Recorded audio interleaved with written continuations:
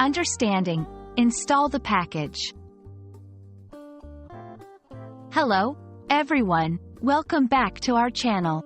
Today, we're going to explore a very common phrase you might come across in English, especially if you're dealing with technology or instructions. The phrase is, install the package. We're going to break down what it means, how it's used, and give you some tips on how to remember it. So, let's dive right in. When we hear, install the package, it usually refers to the process of setting up software, an application, or a system on a computer or a device. The package is a collection of files or components that are required for the software to work properly. To install means to put these files onto your device so that the software can be run or used. This can be anything from a new app on your phone to a software update on your computer. 1. Technology and computers. The most common context you'll find this phrase is in technology.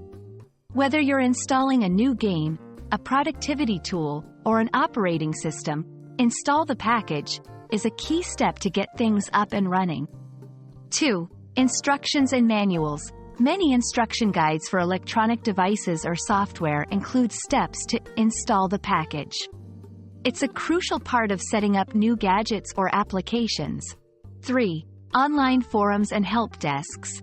If you're seeking help online for a software issue, you might see experts or community members mentioning, install the package, as a solution or a step in troubleshooting problems.